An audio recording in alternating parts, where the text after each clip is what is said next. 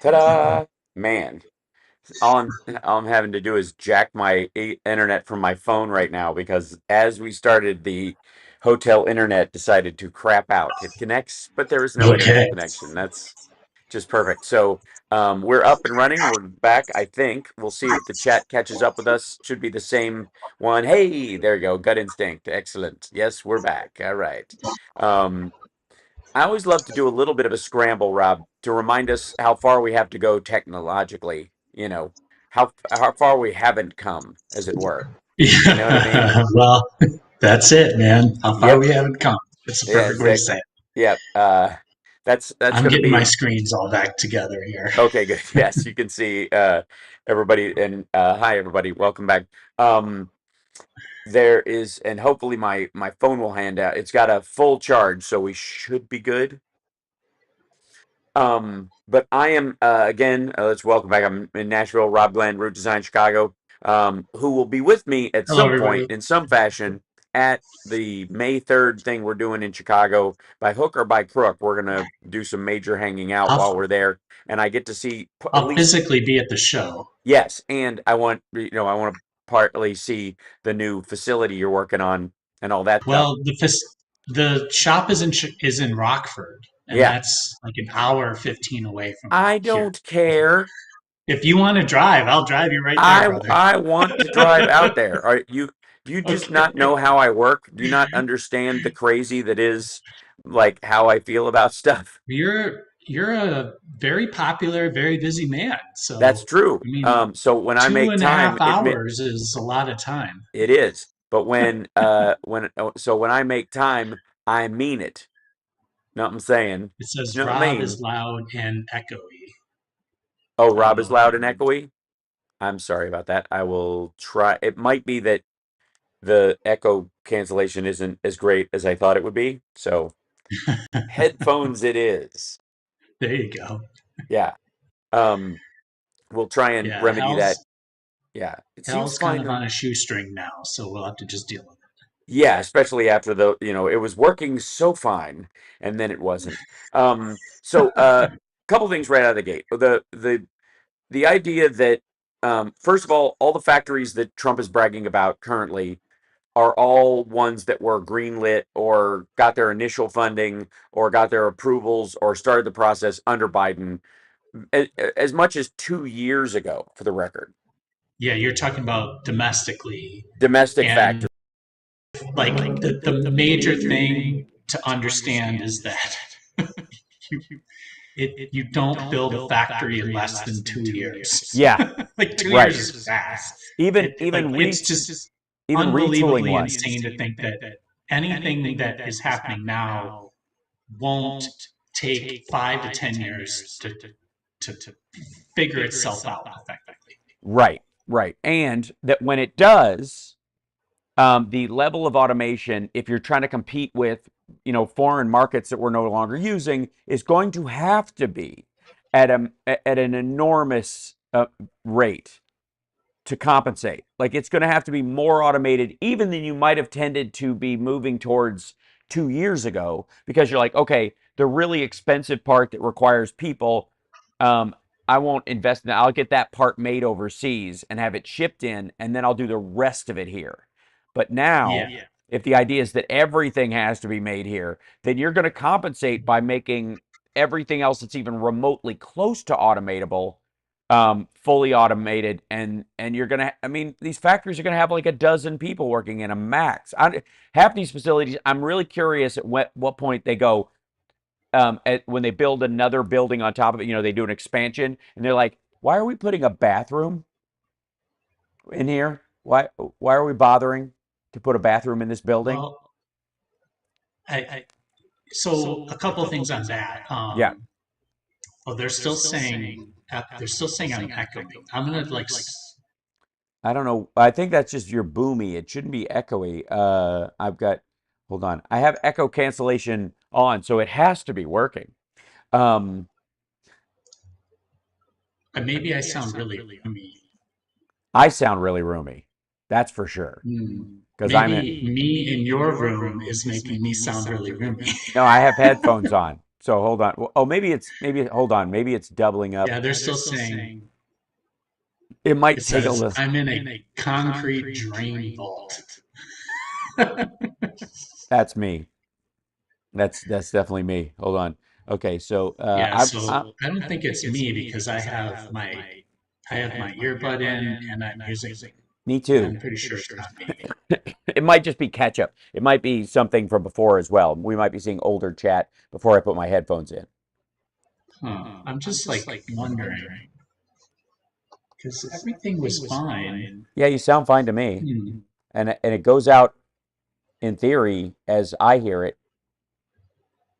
Hmm. We'll limp by. We'll see. We'll see. But let's see. Maybe it. So, Yeah, go ahead. Keep talking, and I'll work on uh, it in the background. okay, well, you'll hear me more than once. Make my point. Yes. So automation. So one of the things that kind of struck me this week, I think it was Lutnick, when he said that like Americans are going to be putting little screws in iPhones. Right. Um, it's worse after headphones. Hold on. Go ahead. Hello, check check. I fixed it. Did you fix it? Okay, Yeah. all right. I don't know why that was happening. It makes no sense, but whatever. You know, like it was doing something Okay, yeah. So go ahead. so Lutnick got in a lot of heat because he said Americans are going to be putting little screws into iPhones. Yes. Right. This is sort of my first sort of waypoint in this story. He just is a bad communicator. What he was trying to say was that in the US, robots are going to be doing Yeah. the little screws in Right. the iPhones. And then his point was that American jobs are going to be HVAC and electrical and all the support for the robots. Engineering Okay, and you're right, which is again, exactly. yeah. Okay. So Okay. I'm not giving him any I'm not giving him any credit.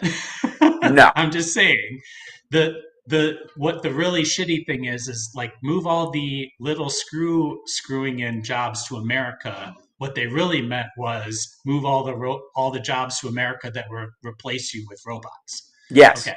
The second part of this thing is that I keep saying, and we're sort of inundated with the marketing of robots and AI are going to solve all of our problems. Yeah. Automating anything is really, really, really fucking hard. Yeah. Okay? Like, it's Yes. not just going to like fall off a truck and happen. Nope. All right. so, so this thing that we're pointing ourselves to because of Trump's, idiocy, whatever he's Right. doing, we have to effectively create a different place to get all the little things that we currently get from China. Yeah. Because if you're going to run a manufacturing business that makes physical things, it's not the physical thing, it's all the little things that get you to the physical thing. Yeah. All the little things are really, really, really hard. Yes. Um, and so the thing that I'm sort of starting to put in this together this week is the concept of we made a lot of sacrifices when we sent things to China, and the obvious ones are the infrastructure, jobs, all that Right. stuff. Um, but one of the things that we gave up was quality. We Yes. Because things got so cheap, we accepted the fact that they were throwaway, but part of the throwaway part of it is that we might get a product that just physically doesn't work, Right. that is out of tolerance, that is like just doesn't fit together well. There's a mistake. Let's just call it that. For Yeah. that, there's a mistake along the way, and making things here you if so if anybody doesn't know, I talk to Hal about AI, but what I really do is I develop products. So we have two sort of parallel paths with our business. We're product developers. We come into and consult with companies to develop brand new products inside of their current infrastructure. And then we also develop our own products that we make ourselves. And we have a small US manufacturing footprint, I'll call it, here in Chicago and Rockford. And in order to compete as a US manufacturer, that if you chose not to take anything from outside the US, Yeah. you have to do a couple of things. One is you have to assume you're not going to get all the little things for free, like your screws, Yep. your magnets, your springs, your plastic uh, uh, packaging, Hmm. even your paper packaging. Like there's so many things that as part of the package around the iPhone or the iPhone as it exists. There's so many little components that come from other places. So if you want to compete, you either have to purchase those things and assemble them into your product, or you have to figure out how to make them yourself. Right. That second thing, make it yourself, is just not viable. And the Yeah. third option is get away with a product that doesn't need them, right? And so in this, mixture of products that we buy from Walmart, what I think that there's not a lot that's talked about is that you accept the fact that you're going to be disappointed to some level Right. in the thing that you got from Walmart that came from China, and your trade-off for that disappointment is the cost. Yeah. Is the Well, price. I bought it for really cheap, so I don't expect it to function perfectly like I thought it would, right? Right. If you buy something from the US, you expect it to work. And if it doesn't work, you return it. And then that company has to eat the cost of their screw up. But China doesn't have to eat the cost of that screw up because they're too far away. There's Yeah. too many hurdles to that. So the American consumer basically says it's okay if the product I bought from China doesn't work, but it's not okay if the product I bought from the US doesn't work. And that's our own sort of unfair trade practice Right. mentally, right? So um the so this whole thing I'm trying to talk about is when things get made here by robots, I would like to put forward the concept that we're going to end up in the same spot. You're going to be disappointed by the product that the robot makes Right. because it's going to mess up. Yeah. Like, and this idea that AI is like this all-encompassing, like godlike human who's just going to put the screw in the right place and Right. not forget to put it there or not miss the hole is just not correct. It's Right. going to screw up. So here's And where okay, go ahead. Finish your thought and then I yeah. so what I'm trying to get at is like the movement from it. So we're kind of stuck. I mean, Trump's not going to stop manipulating the market or Right. causing havoc or all these things. And even if he is, uh, the damage, there's a certain amount of damage that's already done. Yeah. Companies are just going to companies. I've been saying this since January, and a lot of my friends who are like in close, like I'm really early in the process, but my friends that are closer, they're like, oh, like I said, people are stopping. They're just saying we're going to wait, and Hmm. they stopped doing the things early that are going to get them ready to do the things later. Now that's starting to catch up to my other friends who are like closer to the actual sale of the product, and they're like, oh yeah, people are stopping making selections or stopping buying things. They're just going to pause and Right. just let everything kind of figure itself out. Well, Trump's got there's no plan. Like there's no figuring it out. It's not going to get figured out in the next 6 months. Right. Just assume. 8, 10 months. I mean, like a lot of times he's talking about, maybe a year. yeah, he's talking about September, December, like it's a real fucking thing.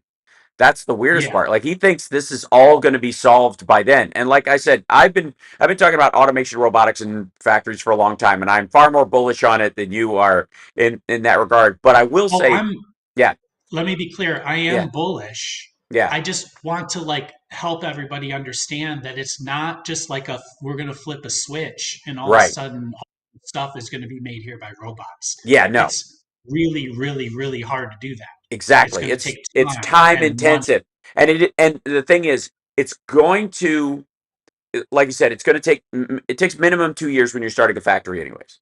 Then you add the idea that, oh shit, not only are we building a factory, but we've got to automate as much as we Yes. possibly can. And we have to, for our investors' sake, for the cost of the product, for all this stuff, if this shit's going to keep going for some time, either because of Americans' sentiment, Trump permanently fucking up the world trade circumstance, or whatever it is, we're going to have to automate even more than we can in the foreseeable future. So let's say right now in their factory they have, like, robotic arms doing some of the lifting and the dropping or whatever, but people are still doing some of the welding, and then it gets passed down the line. And these are bigger items obviously, but I'm just talking in terms of like percentages of what's being automated.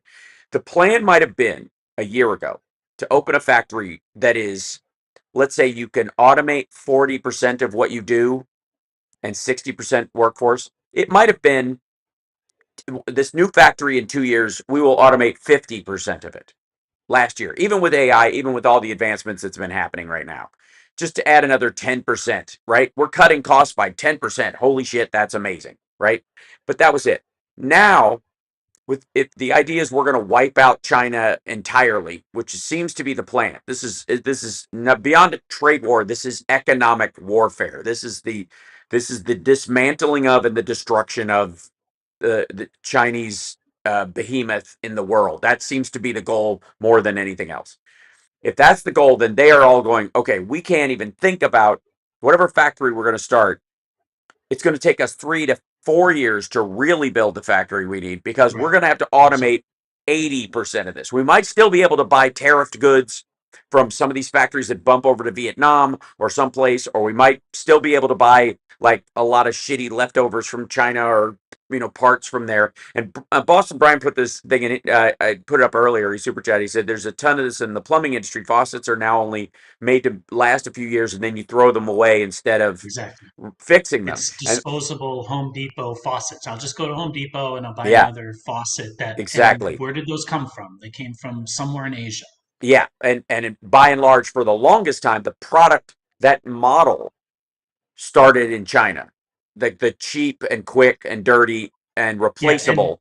this is what I'm trying to talk about. So a lot of companies who made things here that needed to, let's say they needed to stock like valves or screw, like a simple thing, screws. They Right, just needed screws to put together their product, right? So what happens when you need to build a car and you need that car to be full of screws, and then you need that car to then get sold and or built on a certain day? Let's call it that. Now you say, I'm going to buy a whole bunch, all these screws from China, and they're going to get ordered and purchased and put on a contain built, sorry, made. I yeah, forgot about that. They had to get made. And then right, they get put in a container and then put on a boat. And then the boat goes to California, let's say, and then gets on a train and it goes to Detroit, let's say, or somewhere in the South, like Kentucky or something, wherever the plant is. So it takes probably 3 months from the time, 3 to 4 months to the time that you order the screws to the time the screws get to the auto factory, right? Well, about a million things can go wrong in between that order and that screw getting landed at, like, ready to get put into the car. right, And you'd be shocked at how many of those things are so simple. Like they rusted out because the container was too humid, right. or they forgot to put some coating on it. Because Or and they so just now sent you're you, they sent you the same screws that somebody sent back 2 years ago that have been sitting in a thing maybe on the dock. Right, who knows? Who right, knows? The point I'm trying to make is that the reason why US manufacturers started to stop using China was not necessarily because the quality was so bad, but it's because they couldn't react to the fact that the stuff they got was crap, right? So they needed to build that car and they needed that bolt to go into the hole, and they didn't have it. So Right. that shut the entire plant down because they couldn't build the car because they didn't have the one bolt times 100, right? So Yes. they said, well, now to make up for that, we're going to make the bolt. We're going to make some of the bolts here, and then the U.S. manufacturer, maybe they can get it done in a month or two, Hmm. and they can like sort of make up for the fact that we don't have enough on the boat that are half the price, right? Hmm. Well, if you take that thing that I just described and multiply it by everything, toothbrushes, Yeah. toasters, ovens, like walk around your house and look at every single thing you've bought from Right. Walmart or Target in the last year. Every single one of those is going to be afflicted by this problem, Yes. right? And the cost of it Okay. or the timing of making it is going to go up anyways, even without these unforeseeable problems that you're talking about that Yes. screw up the process. I'm just in a perfect world, everybody makes a perfect thing. It lands on the shelf at Walmart and you buy it and you go home and you're happy. That's the Yeah. perfect world. But like maybe, 10% of the things flow through perfectly. I don't know. I'm making up a number. It's Right. way under 50%. Oh, yeah. And it's certainly not 100%. So the point I'm trying to make is the reason for so you accept those problems because you're like, oh yeah, I ordered from China, of course.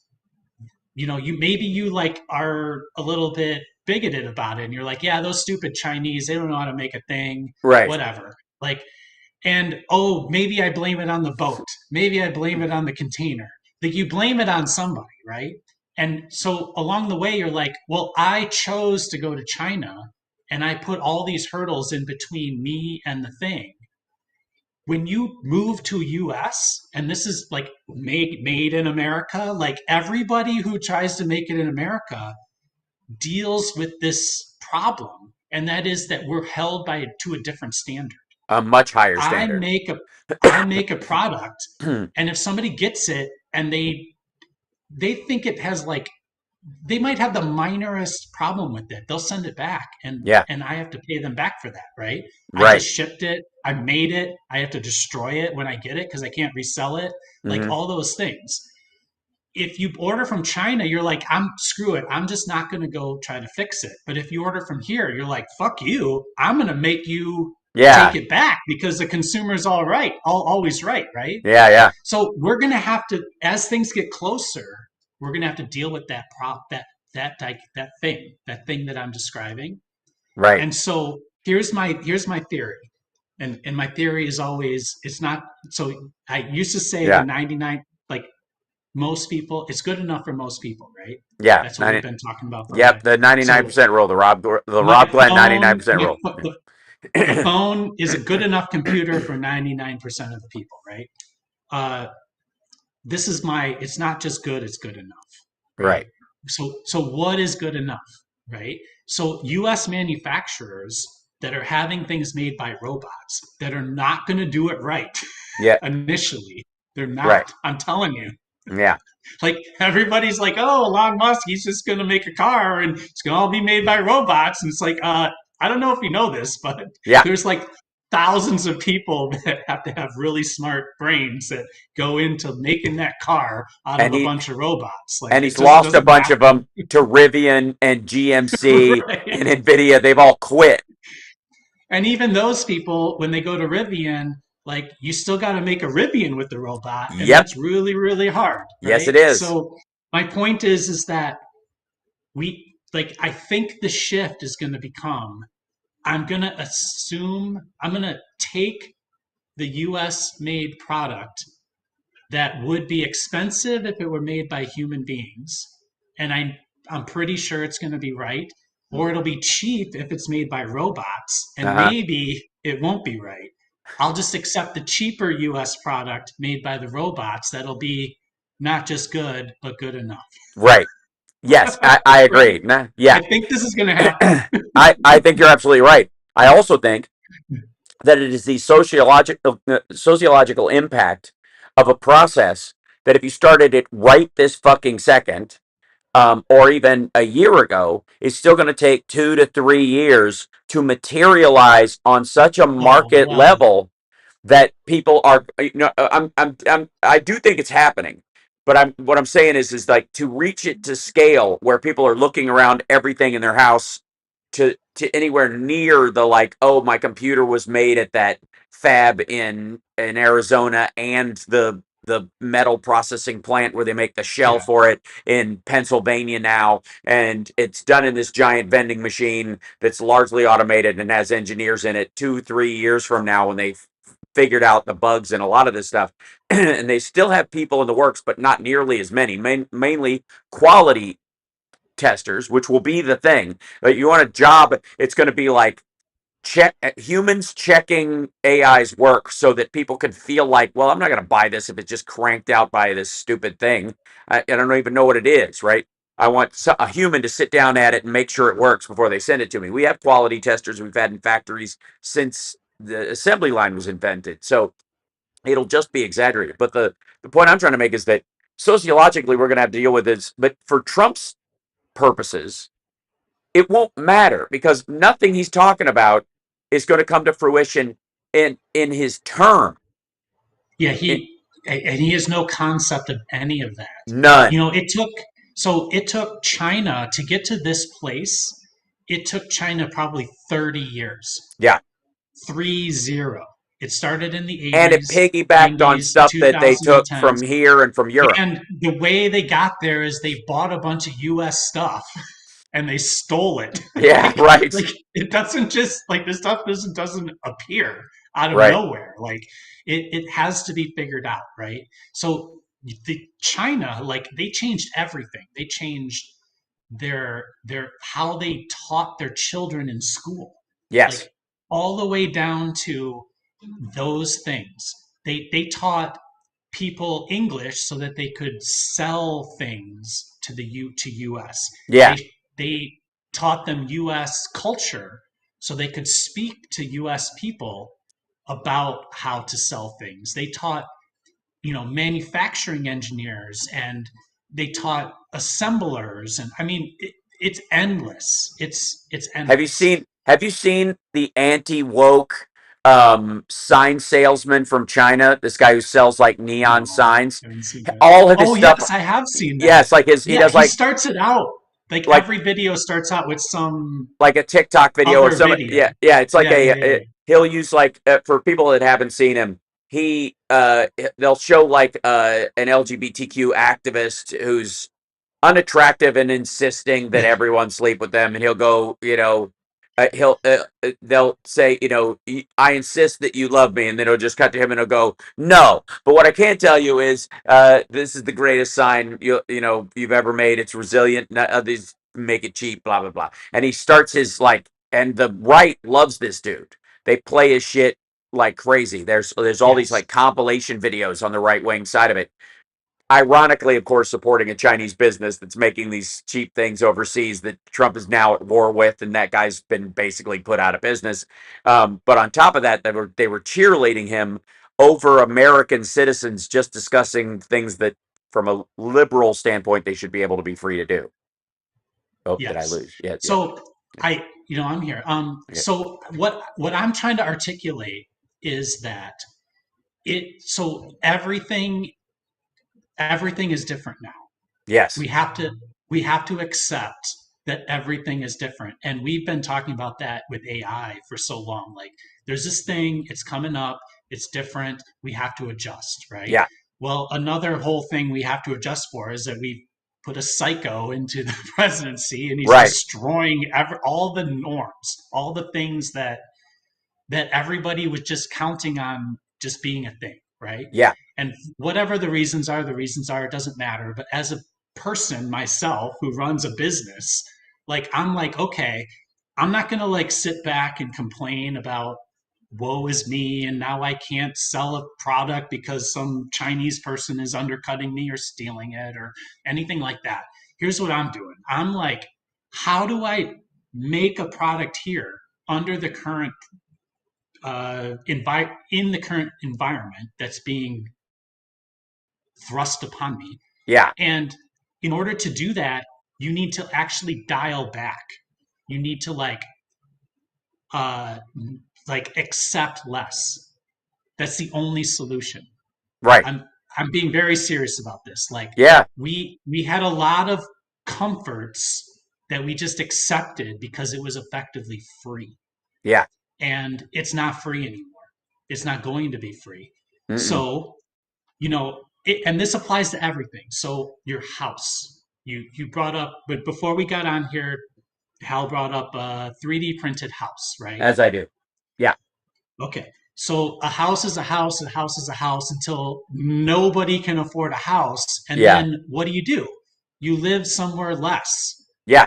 And so you have to accept less. And it dials back all the way to a tiny house. It's literally a small trailer in somebody's backyard. And Well, all right. I'm, Okay. I'm not making light of this. I'm literally saying like what is enough? Like what's enough? Right. What is good enough? Well, then we And get into the conversation about like permanent growth, and is that necessary, or is that what an actual economy looks like, even though it's been designed on that largely because of those shift to cheaper expendable things overseas has made it so that there's never enough, because it's toilet paper. There's never enough toilet right, paper, because right? you can get it, you can spend money, you can throw it away, and you can buy another one, and it's okay that the shirt only lasted 2 days but because a I'll just buy rocking another one, and but it's so cheap. a handcrafted rocking chair that's been in your family 5 generations, that's enough. You don't need another one Right, until something catastrophic happens to it. And right. that's the other And yeah. for when you sit in that chair, you accept things about that chair that you wouldn't accept if you could throw it away. Do you Yes. see what I'm getting at? This is what I'm trying. It's all about perspective. It's all about expectation. So you say, well, I mean, this chair could be a little more comfortable, but it was made 50 years ago by my grandfather. So Hmm. I love it, right? Well, Yes. if you bought a chair from Walmart and you're like, I don't know, it could be a little more comfortable, and it was only $100, so I'm going to throw it away and buy another chair. Yeah. You'll do that because you're like looking for that little thing, that little advantage. Yeah. Whereas with that rocking chair, you would never throw it away because you're like, oh, my grandpa made it. I'll Yes. accept the fact that I got a kick in my back because when Yeah. I sit in it, I think of my grandpa. No, I'm being very serious I about know you this. This are. is I not know. just I'm not Yeah. telling a story. No. Like I know. this is like these are concepts that need to be understood when thinking about nationalism and Isolationist making things trade here. policies. Yeah. Right. You have to accept that Jim Bob Yeah. from Alabama is putting your car together, or a robot is putting your car together, and you know what? It might miss a screw. It Yeah. might push the screw in too far and crack the plastic. Like, okay, that's fine because my alternative is I could buy the perfectly done thing by hand and it's going to be 10 times more. I'll Right. accept the Well, 1/10 so car so with a what you're couple also of talking cracks about, in it because okay. it's okay. All right, and so let me push back on some of this as well. Sure. On the one hand, because I feel your This isn't scar. an argument, by the Yeah, way. I know. I feel the scars of your experience with customers showing up, and my No, this isn't experience. my scars. I know. This is me I'm like kidding. analyzing the differences. I'm kidding. However, people are assholes. Can we agree about that? Like, no. Okay. So the point. No, because we take every product back. We do. Yeah, And but then what we do is we change the way we articulate what it does at the beginning. so what we've had for a long So go time ahead. is uh, two classes of consumer goods, or household items, and now I would argue with the addition of this kind of thing, 3 tiers. One, the semi-permanent, your reasonably nice bed frame that you got that maybe is made here in the States, or you bought at I don't know, some swap meet or something like that, or you bought it a long time ago and it's just damn resilient, whatever it was, even if it was meant to be Mhm. an IKEA thing, it's just relatively permanent. You've moved twice, you've managed to take it apart and put it back together, and it's fine. And so that is a tier one thing.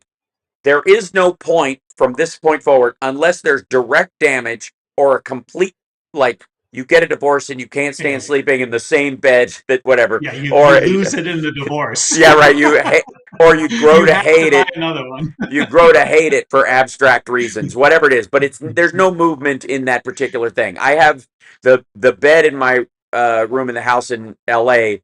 is a bed that my great grandmother had, and Right. it's held together. I had to wire it together. I had to literally to secure the frame.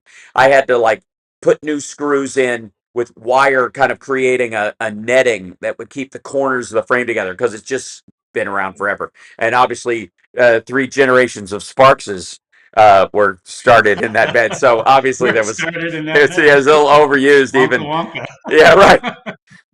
So so thought out of mind and in food disposable. So Well, anyway, it's still in one piece. So there you are. barely. It's in one piece because I was like, God damn, Grandma. Anyways, so that semi-permanent. Okay, there's that factor. Semi-permanent.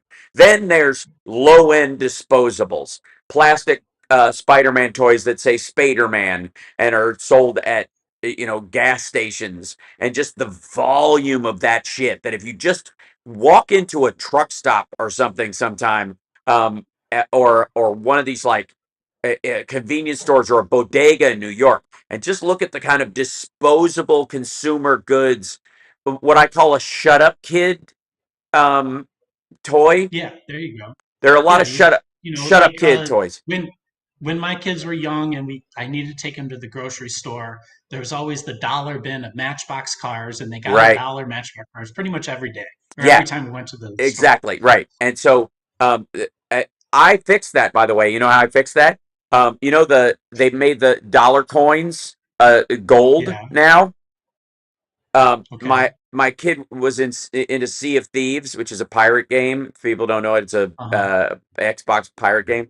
And so I every time I went to the bank or I went out, I would come back with I get a roll of those gold coins, like, because whatever, $10 you get 10 coins, whatever it is. I think it's $25 rolls, you get $25 in gold coins, and then I would just give him one whenever we went out, and he would get a Oh, that's doubloon awesome. basically. But and it works great, and it's still worth $1. It's still a thing, right? And he's got So a you were whole, like you're distributing his savings accounts over time, yes, over over time, grocery instead of store trips. instead of buying, don't get me wrong, I occasionally bought the Spaderman thing as well. The number When we lived in Chinatown in LA, the number of like little hyper miniature Chinese toy kit things in these shops where you'd have like a burger stand that's this big with, like, you need tweezers to put the burger on the thing, and it was like that is a project. Yeah, so many of those things for $3.99, whatever. So that's the Right. disposable shut up kid, and it works. And by the way, the shut up kid thing doesn't just work for children; it works for adults as well. People buy. That's what That's retail Target. therapy. That's Target. That's Yep. when you go in to That's buy one thing and you walk out. You always spend $100 at I Target. went into That's Target and I spent $200. How did I Yes, do that? yeah, Right? It's right. the same thing. That's shut up kid for adults. That's retail therapy, whatever you want to call it. That's what that is. And then there's mid zone stuff, which are relatively new to this, which is in that quality window where you don't expect it to last forever, but you do expect it to last for quite a while. And that would be flat screen Right. TVs, for example, or a laptop or an iPad. It should work 5 to 7 years, even though the real window for it is 3 to 5. Most of the time, they go 5 to 7, right? And we did hit an arch where the cheap ability to make it, because of automation, even in China, because they automate the shit out of their factories already as Yeah. well. TVs are automated in China as well. Almost, Absolutely. yeah, yeah, like I've been in LCD factories and there was not one person. There was like two people walking around just to see, but this thing was like as big as 5 football fields, yes, and there were right. 3 people walking around it. And those are the jobs that Trump. That you thank you for bringing that up, because that is That's how I'm going to bring this home, is that those mid-level things make up an increasingly powerful portion of the economic trade situation between other countries. And that is the Right. part that people expect to be moved over here. They do not expect, the crap toy situation to be moved to the United States. As a matter of fact, the move will be towards what's the big toy of Christmas, and it will be a 2-year arc like Cabbage Patch Kids. Cabbage Patch Kids were a 2-year arc. They were not one Christmas and that was the toy. They were 2 Christmases in a row and a midsummer, and it dominated the sales point and became cartoons and all that kind of stuff for almost 2.5 years. That used to be the arc for the Wanna toy situation. Same thing is true of game systems. People expect your Sony PlayStation, your PS5 to not there's not going to be a PS6 next year. The PS6, unlike laptops, which come out every year, they want the game system that you buy for your kid to last at least 3 years. 3 out of his 4 years, or 3 years of middle school, 3 out of 4 years of high school, before there's a last thing to buy before he goes off to college, and then he will take that thing with him, and it will be his entertainment center for his or her dorm. That idea, right? So this window of that middle zone, okay, those are the jobs you want to automate here, but and that's what people will be focusing on. They're not going to do the crap jobs, and the bespoke stuff is all going to be hand whittled. The Etsy world is beyond that, like either Right. buying antiques, or stuff you expect to be permanent, or how you do your house. That's that. The middle zone, the apartment life stuff, which will be, there's this edge towards, like, it used to be apartment was the disposable shit, and then you would move it into your house if it was good, but everything else you would just chuck because you wouldn't bring your apartment shit into the house. Now that stays with you even when you move into the house. That zone of stuff, that middle zone of stuff, is what they're going to want to start building here. But it still requires, to your point, all those little screws. And you're not going to make those Yes. screws here and all those little pieces in the fabrication of things.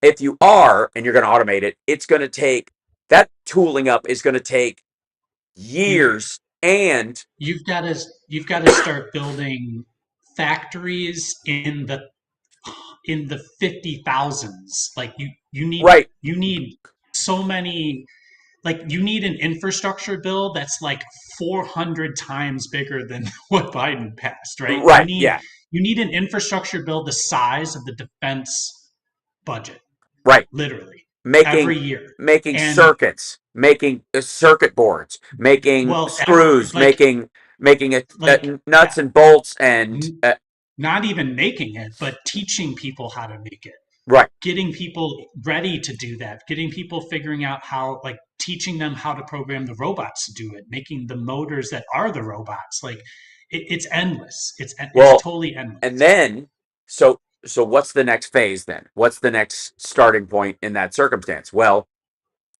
you've got to teach the people who are going to teach the robots. You've got to design the Right. systems that will design the robots. You got to implement the robots that will build the robots that will build the other stuff.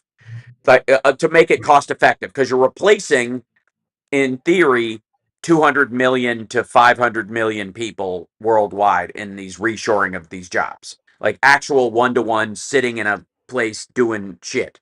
Not the people who run the automated line. That guy you could train up in an afternoon. That's not the big deal. It's the people who do the actual installation stuff, who've been sitting at that line for a long time and adapt well when it's a new, you just give them the new circuit board or the new motherboard to put into the computer, and they'll attach it because it's relatively uniform, but it still has to be done by hand because it's so small, and if it's overdone, you will crack the plastic and that kind of stuff. So what I wanted to show in line with that was this, the industry that we're seeing is the automation industry. So one of the fastest growth industries is going to have to be, and I know a bunch of people are chasing this. This is Verizon's, um, like mobile. Get out of here.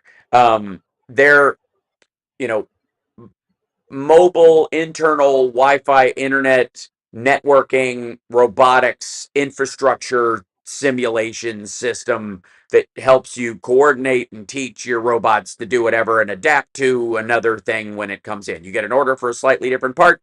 This is how you add it in there, and then poof, it does it perfectly every time.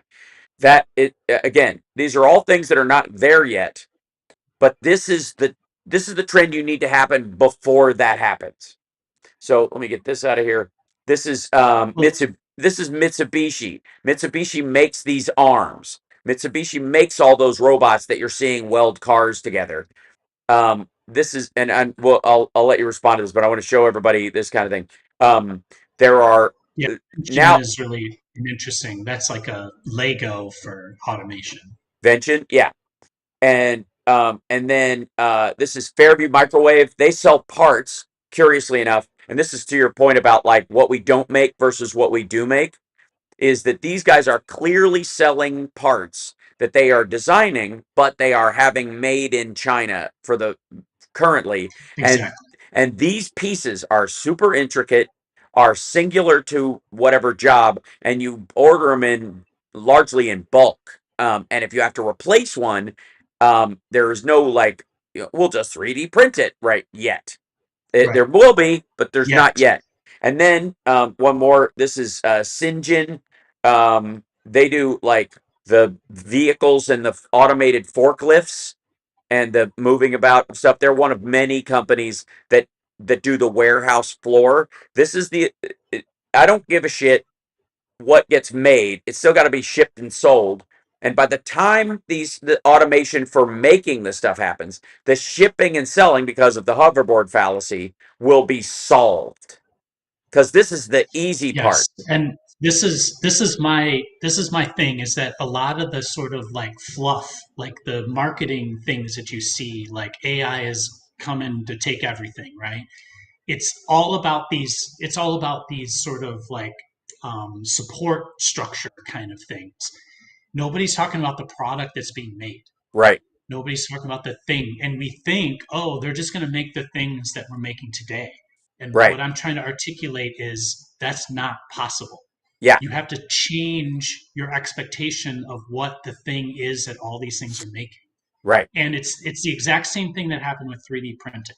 Hmm. 3D printing was like, oh, look at all these 3D printers, and everybody's trying to sell 3D printers. Very few people were actually saying, here's what you 3D print and sell, Right.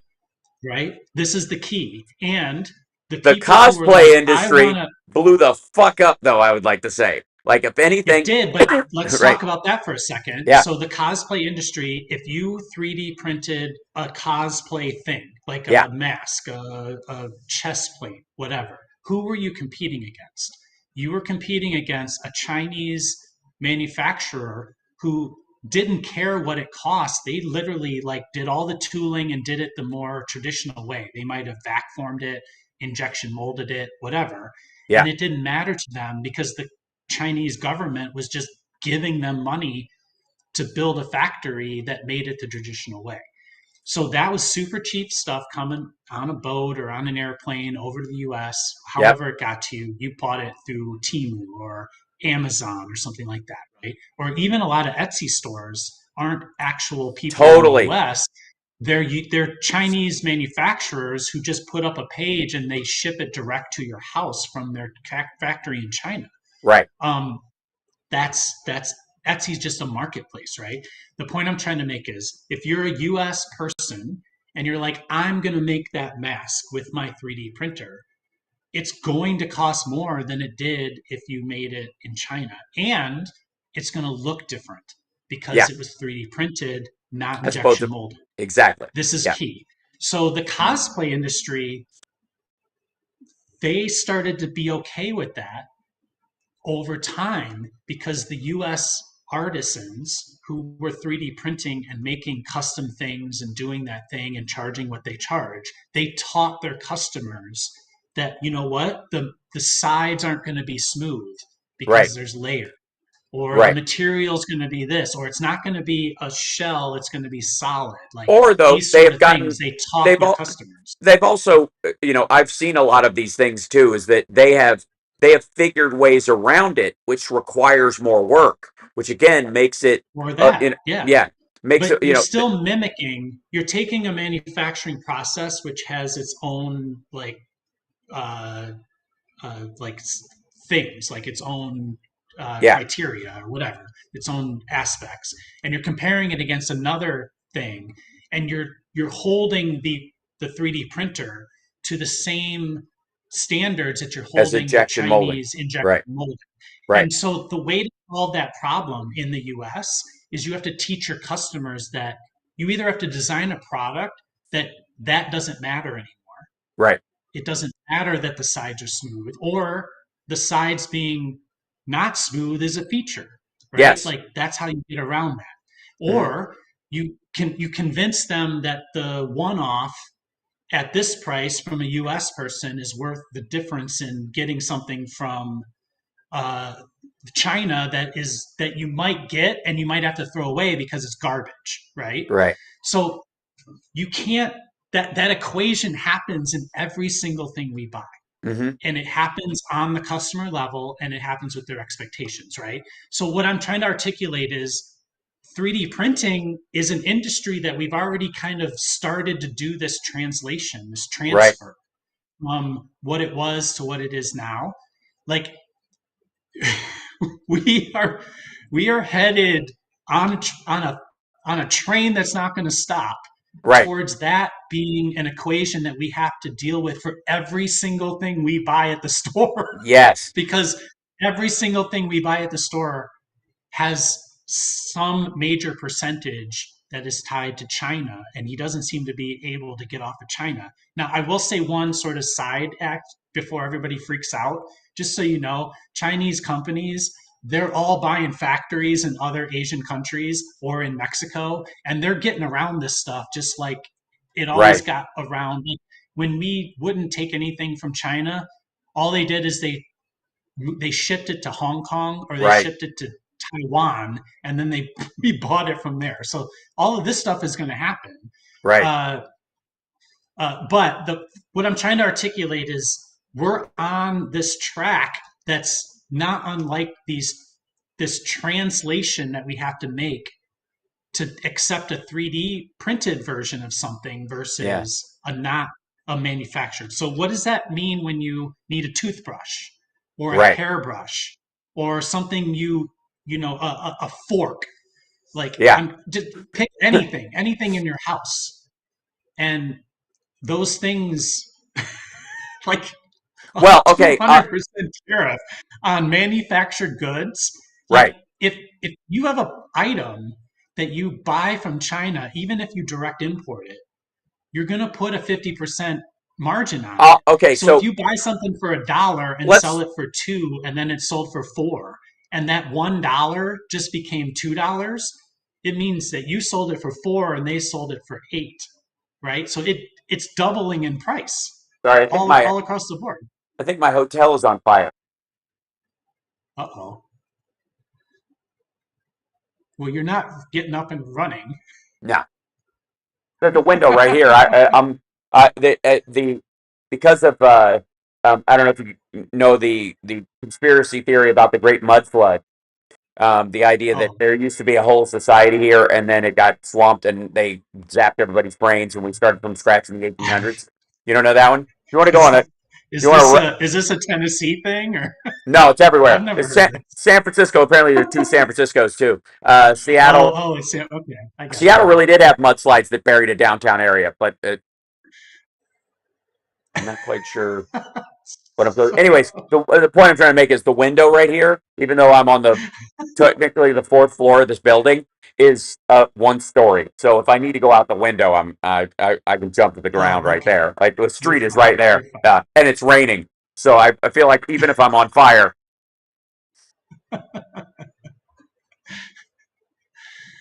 All right. also this is So not a I'm a regular hotel. This is like one of those like I guess it was a false alarm. Okay. Anyways, so okay.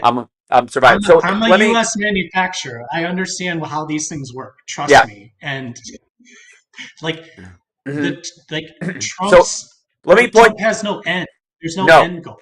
well, yeah, no, it's all slapdash. And here's why it will benefit, first of all, the super rich. Buy things. If you have a cruise ship, Just because you Yeah, dock it in New it's a York it's a doesn't sales tax. doesn't it doesn't mean an American bought a cruise ship. You can buy it through an LLC that has it in Italy where they have no fucking cruise ship tax because why would you? And they never thought to have one. And then suddenly that's where all the Russians park their fucking cruise ships. You can park them in New York for as long as you want, paying slip fees because there's no law that, hey, wait a second, that's been here long enough. That's an American ship now. And therefore, you need to pay excise tax or sales tax or import tax on that fucking boat as a rich person. Same thing with your airplane.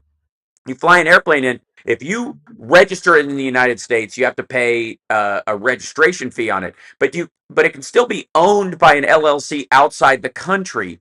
You know, the British equivalent of a limited liability corporation or something. And if it's you just find a country like Cyprus that writes it off, register it in Cyprus, get it, or purchase it through Cyprus, have it just registered to fly in the United States with its call signs, and then you park it in fucking Santa Monica Airport, right across from Tom Cruise's planes, and call it a fucking day. So rich people won't pay any of these taxes in that regard. Is part of my point. Secondly, upper middle class and middle class people in that zone of stuff that I've been talking about that you expect to last a little bit longer. You brought up combs, brushes, and silverware.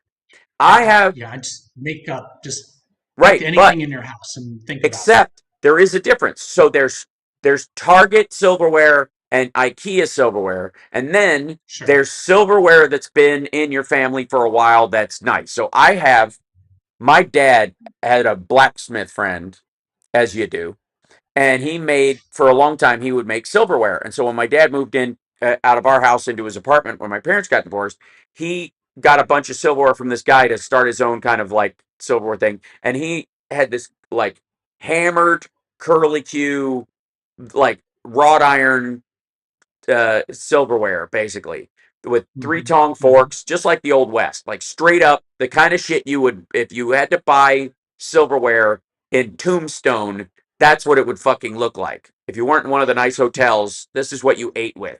And so my dad had a whole set of that. So I got part of it when I moved out because I needed silverware, so I took some of it with it. And I have that, and I'm going to have that my whole life. And I will hand that off to Camden. Whether he wants to use it or display it won't matter. But because we're in that, you know, we either have resources that are generational in that regard. That's a generational resource, or you can buy something nicer, and you're like, we're not going to buy new silverware. We don't need to go. We didn't. Nobody sticks the spoon in the disposal, and then we go back to Target and get a replacement spoon. We've got our silverwares handled. So that thing is, you got to do a lot of work to convince people to buy that replacement shit. Right. And upper middle class people in a time like this, even if they were thinking of changing, can go 4 years down the line. This stuff's going to last us. Poor people don't have that option. People who have lived Well, largely a disposable lifestyle with those Target, low end, more Kmart and Walmart, and filling station sort of households, but living off plastic plates, shit like that. Um, right. and I know tons of those people in Kentucky. Those people are going to get hurt by this worse than anybody, and all of them are Trump voters. Yeah. So technology allows for a metal spoon or fork to come from China and last probably as long as the heirloom Yes, version that your family. And so that's the compression that happens with advancements in technology of manufacturing in that case. right. And when I say it's good enough, there's a lot of products that are good enough. And the only reason why we as Americans rebuy them is for the reasons you're saying. We just want something a little nicer, and we have disposable income. Hmm. But if you really needed to, you could just keep the metal fork and deal with it, right?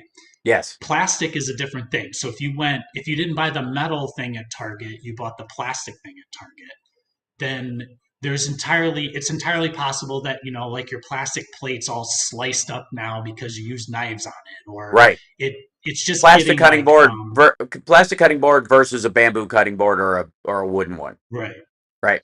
just something like that. Yeah. So I'm just saying, like, you probably could still use it, but it's getting beat up so much that you decide you're gonna grab another one next time you go to Walmart. right? Right. I'll just get another board. Um, so there's a lot of products that we just replace just because we can. Right. But those are gonna it's gonna that's gonna stop happening Yes. if everything that's coming from that supply chain now is triple the price. And that's what it's going to be. I mean, he can't stop himself. He's up, what is he at, 145% now? At Yeah. least he was yesterday. And China just did that. And every time China's done it, he's added another 30 or 40%. So where's the end? Like, um, and in order to make those things in the US, in order to Hold on. essentially Let change me that check. Let supply me chain. check something up real quick. I want to make sure I should be up online, but I don't see it in here, and I don't Oh, know did you? why. People are still commenting, so Yeah, for I those of I you who see it in want there. to It's read just them being later. weird.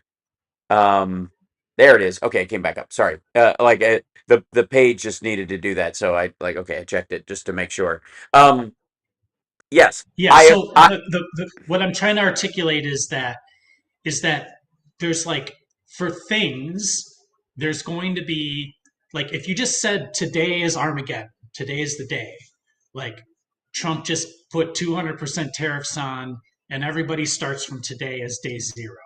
yeah, Like, anybody who bought the metal forks at Target, they can probably last a decade on their metal forks if yep, they just decided, I'm not going to buy new forks. yeah, But anybody who bought maybe the plastic forks and they break here and there because their kids smashed them into the table or whatever, then they might have to buy them in 2 years, right? yes, So what you're saying is absolutely true. That anybody who's bought the cheap T-shirt, the cheap thing, they're going to feel this faster. And the yes, other people can just pause. And that's what everybody does in these situations. They just absolutely. pause. Yep, I just won't buy another thing. And in an economy like ours, where everybody seems to be like fully on board with the fact that the only real progress forward is growth, if you just pause, that's a problem. that's right. There we Where, go. That's as exactly anybody my point. else, pausing and staying the same would be just fine. Mm-hmm. But that's not what we are. Like, No. we're everything's built on, like multi generations of people who graduated Our from MBA economic schools, our and economic all they system, think about is growth and financing and all that stuff, well, in and our nobody's economic actually system thinking of, about physical products. yeah, I mean, even like standard inflation at 2% is based on a growth model of 3, so that inflation Right. stays slightly behind growth, so that people aren't pinched by it. And yet you don't have this thing where the dollar is so overvalued nobody can afford to buy exports anymore. Well, Trump is just doing this back and forth, just whipsawing that entire system. The Chinese just raised their tariffs on us to 125% and called Trump's Okay. tariffs a joke officially. Yeah. Well, he's a joke. I mean, Yeah, like, so this is like my thing this through this whole few weeks is he keeps tying.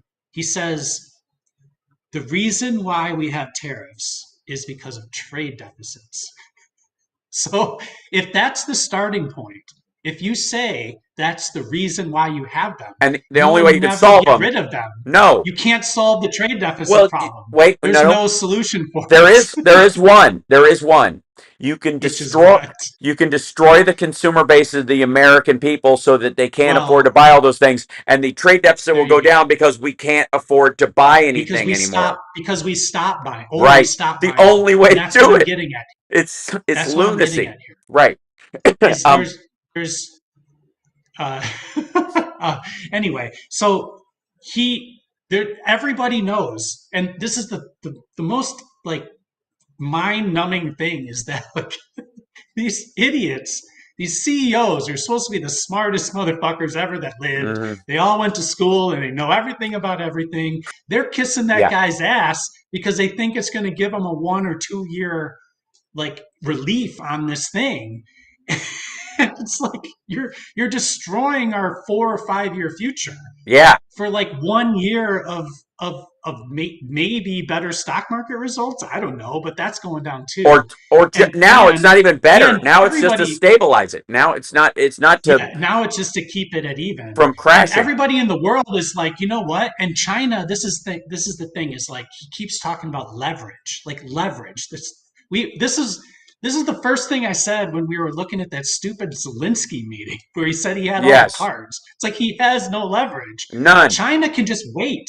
All China has to do is wait 4 years and he'll be gone. Either he dies or Yeah, he's a lame duck. Like yeah. he's And he's not gonna last. or they can just lay in wait until the midterms are coming up and then ratchet up Right. pressure and make it worse to put political Make it pressure on him worse. from the Exactly. outside to make it worse. And there was so China's statement on where they said it was a joke. They said given that American goods are no longer marketable in China under the current Right. tariff rates, if the U.S. further raises tariffs on Chinese exports, China will disregard such measures. They don't have to raise Okay. it because nobody's buying anything anyways. And the reason we have a trade deficit with China, them is because it's a wholesale versus retail relationship, not a consumer yes. to consumer market situation. China never had a market for American goods. Let me repeat No. that. And China never, even our ever movies, had they a made us market they made for us take the Chinese fucking for they American made us goods. they made us take the Taiwanese flag off of Tom Cruise's jacket in Top Gun. Like there Right. never was. So China makes, let's just make, I don't know what the percentage is. It's a certain percentage of US goods, right? So, you know what the Chinese market for American goods is? It's the stuff that those factories make at night that they sell to Yes, Chinese directly. right. It The and the American knockoffs. companies don't make anything about it. So Nope. if you were going to be hard on China for trade, you would be hard on Chinese factories, by the way, which are mostly owned by the Chinese government. Yeah. So this isn't like a bunch of rogue factory owners like deciding they're going to like break the law. This is the Chinese government choosing to let them do it. Right. They just go and sell the iPhone they made overnight. And iPhone's a little different because there's certain components that make it impossible to make. But Yeah. you know, again, look around your house. Everything you make, everything you have that's not Yeah. electronic, even electronic stuff, but toasters, refrigerators, The like yes, anything you buy that's made in China. Spider Man is made in the same Spider Man Exactly. facility. They Uh, they literally change two letters and they sell it to their people, and that's how they've elevated so in their quality of life. China, So let me there's see. no market for it. Um, um, so one of the um, China has a smartphone company. Most people know Huawei, right? Most people know Right. Huawei. Um, what they may not know is a company called Apple. Apple, Yes. OPPO. I've Apple. seen them in the trade markets, like Yes, while I was there. yes. So in China, when you're there, and I had one of these as I kind of got it as a joke because I needed a burner over there because I'm not going to load the software over there on my regular phone. It's just stupid. So look familiar?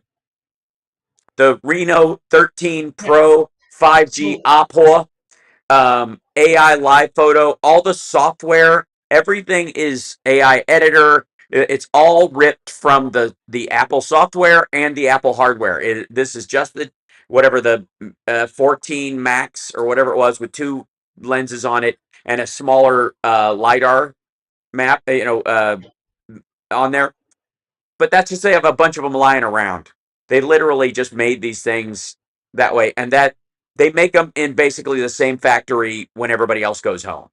So that a new right. crew comes in the Apple factory, and then they just like okay, good night, and then they shut off the lights, and then the lights come back on, and a whole new crew comes in using the exact same machines, doing everything and they just fit a different mold in there for the back of this thing, and they go click, and then they just make them. Then they just assemble them all night long. Yeah. That's how it's been for a long goddamn time. Right. And So if you're going to enforce trade policy, you need to enforce it on that type of thing. right, but then And you have to using raid the country. You tariffs, can't. Tariffs won't right? necessarily do it. You have to actually go in there with like the World Trade Organization and your European partners and like hold up a cease and desist order or fucking invade the place with bayonets and rifles, and that's never going to happen.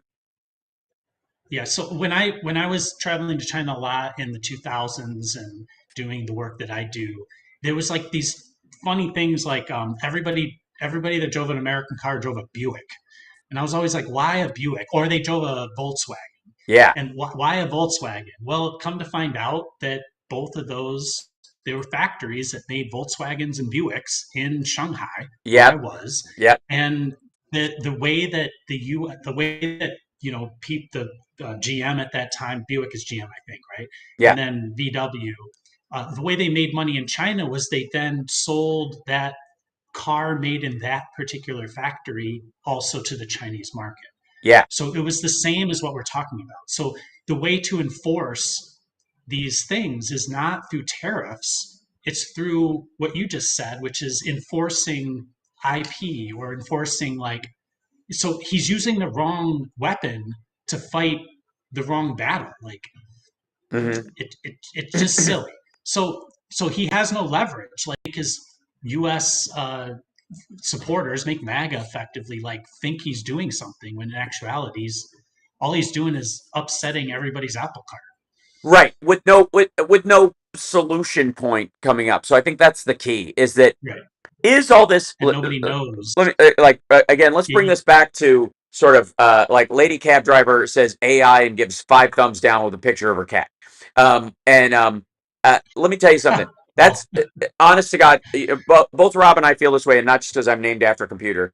That AI is like a screwdriver. If you're saying boo screwdrivers or boo forklifts or right. boo microscopes. Like if the doctor can't see the germ with his eyes, I don't want to hear about it. Like there's an element of which AI is a tool when used properly. It just gives you the illusion that it is operating on a kind of personalized scale because it seems to have a personality because it can pass the Turing test. Officially, by the way, Rob, one of the models, I think it was Gemini, officially I passed saw the this. Turing test last week.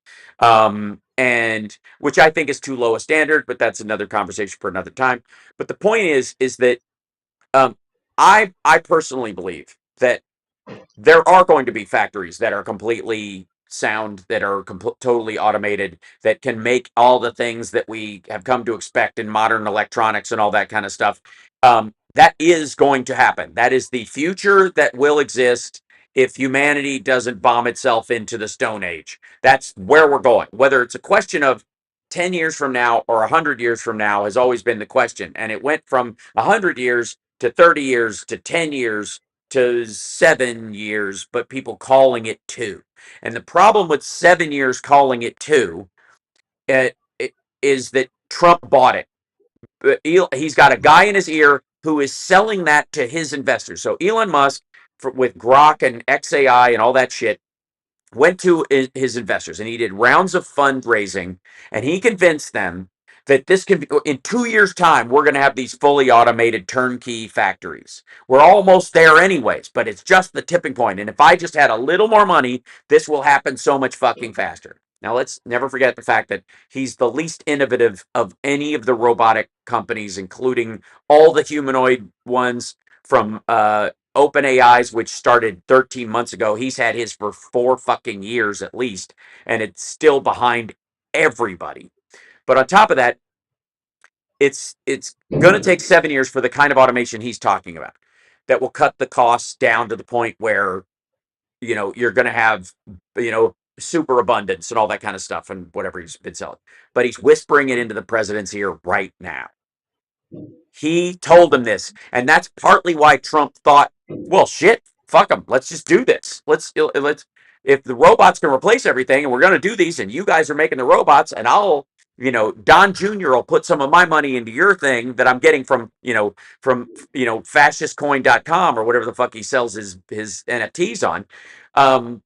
That I'll give you guys some, I'll put that in, and then I'll make the government specifically either through NASA's robotics division or through an industrial support structure against fighting emergency, helping American workers by fighting the emergency of trade and tariffs that we're dealing with.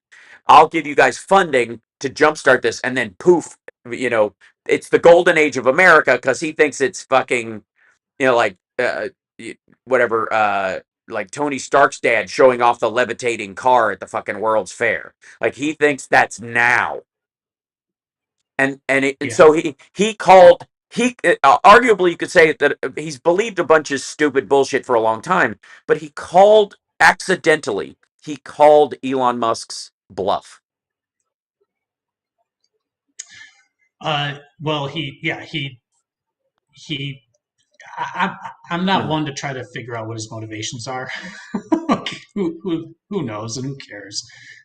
Like I think that we should stop even using his name and start replacing Trump with Republicans Yeah. from now on.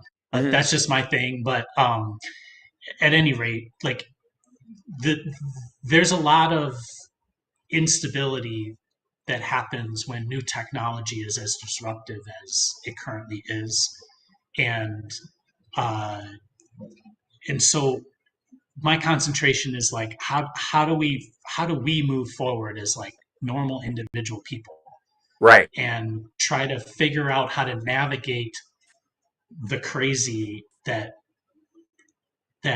in this case we put the wrong guy in during this time, but it is what it is, and now we got to figure it out.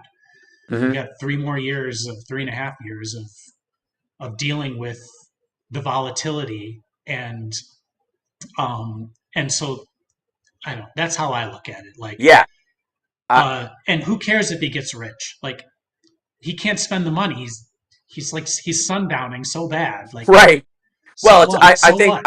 I think the money. Like, I think Don and Eric know this too, and I think really what that's yeah, about is what kind of like post-Trump era fiefdom are we going to have to deal with those two assholes getting the money that he would have gotten, that he would have spent, yeah. that will go. I Now see. we already have that problem with Ivanka and Jared, anyways. But both of them are just going to snort it up or burn it down. I'm not worried about them, outsmarting anybody who does real business.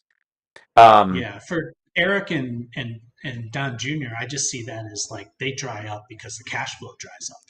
And right now, Trump's only way of making money is his cash flow through donations and his like grip on the Republican Party and all of his, taking grifts off of his political aspirations, right? Like, so that just as fast as these things that like he's making choices that have, like when COVID hit and we saw how quickly supply chains dried up, yeah, and we sort of have this we have this idea that these things are just totally invincible, but they're not. yeah, And so just like supply chains, just like there wasn't toilet paper on on the shelves and there wasn't eggs on the shelves in literally a month or a month and a half, right. the same thing is true of Trump. Will come as quickly as he'll leave or dry up as quickly as he came. Hmm. And we have to be ready with like, and this is what AI is about. Like we have to be ready to deal with AI. We have to be Yes. ready to deal with Trump leaving and being gone. And and So, uh, what are your thoughts on my technocracy of America? That Musk is his whole thing is he wants what his maternal grandfather wanted, which is a technocracy. Engineers and programmers controlling the country. And like again, Trump didn't start talking about Greenland, Canada, and the Panama Canal until Elon Musk started hanging around. And his own father had created that map that includes all of it as one giant North American kind of continent against China as a big country and Russia as a big country. That the only way they saw of fighting back against those countries, it was to maximize size and resource control, and that's exactly well, where it came from. that logic involves believing that Russia and China are Right, what they think they are, or what which they they were aren't. back then, which they And aren't, so never were. Right. right. So, case in point, in Ukraine, Russia's been exposed as not being what we all have lived since the Reagan administration and the Cold Right. War, thinking that they were, right?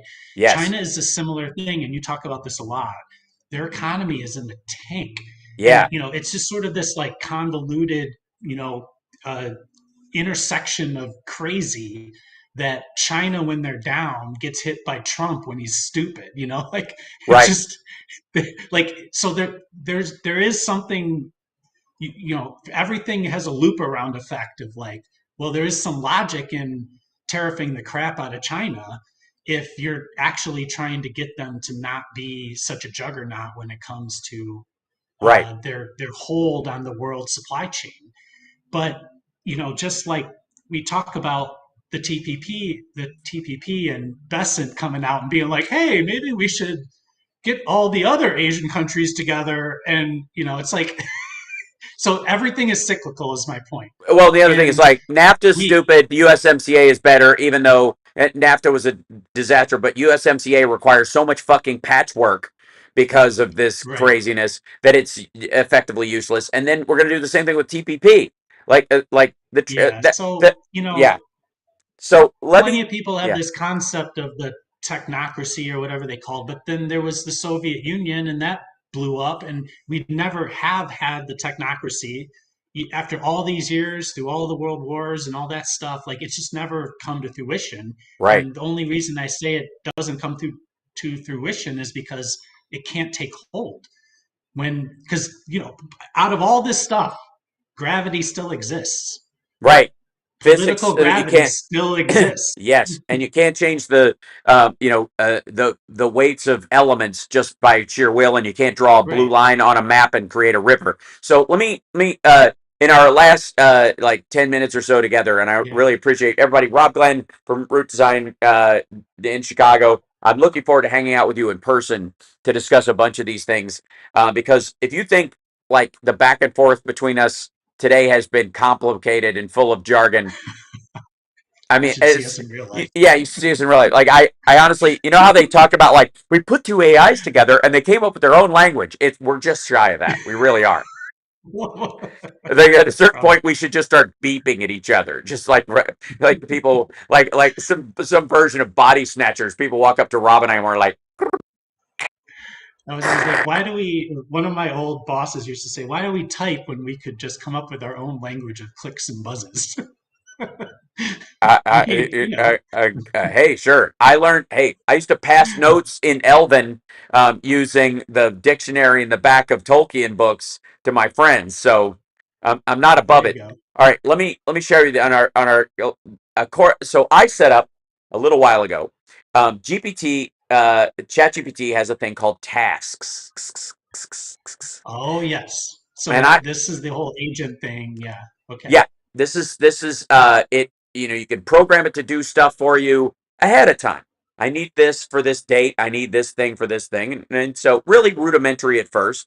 And so when they first rolled it out, I set it up, and every Friday before our show, and I haven't looked at it yet. This is my first time seeing it. It Okay. gathers. I asked it to gather the top 5 AI stories of the week. And then on top of it, I asked also for 2 notable AI tools for creatives. This is for my own use or whatever. If Wow. I was like Okay. making videos and stuff like that. So, and let's go back to live mode so this thing can see right properly. Anyways, so number one, OpenAI is launching ChatGPT 4.1 and new models this week. Now, let me show people up in here,